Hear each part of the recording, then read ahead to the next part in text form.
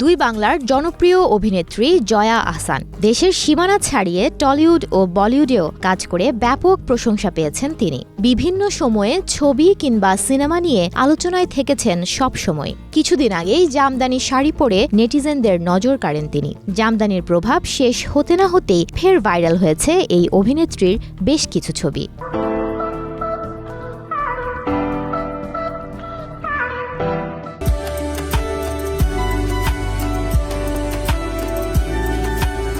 শুক্রবার সকালে নিজের ফেসবুক ও ইনস্টাগ্রামে বেশ কিছু নতুন ছবি শেয়ার করেন জয়া আহসান। সাথে এও জানান হঠাৎ কার প্রেরণায় এই নতুন ফটোশুট। প্রখ্যাত ভারতীয় চিত্রকর রাজা রবি বর্মা তার শিল্পকর্মের প্রেরণায় এই নতুন ফটোশুট করেছেন জয়া আহসান। তার আইকনিক পেন্টিং থেকে অনুপ্রেরিত হয়েই তিনি এই ছবিগুলো তুলেছেন। তিনি তার ছবিগুলোর মাধ্যমে আধুনিকতার সাথে ঐতিহ্যের মিশেলে একটি নতুন মাত্রা যোগ করে প্রদর্শন করতে চেয়েছেন, যেখানে ফুটে উঠেছে আধুনিক শৈলীর সঙ্গে পুরনো শিল্প।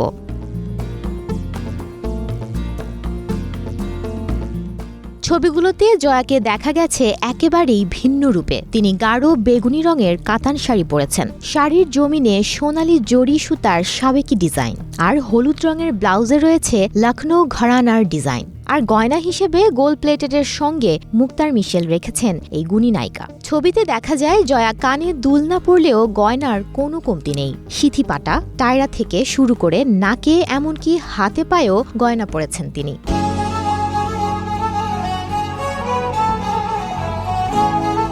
বর্তমানে সিনেমা মুক্তির অপেক্ষায় আছেন জয়া। দেশের প্রেক্ষাগৃহে মুক্তি পেতে যাচ্ছে জয়া অভিনীত নতুন সিনেমা। আকরাম খান পরিচালিত নকশি কাঁথার জমিন সিনেমাটি প্রেক্ষাগৃহে মুক্তি পাবে ২৭ ডিসেম্বর।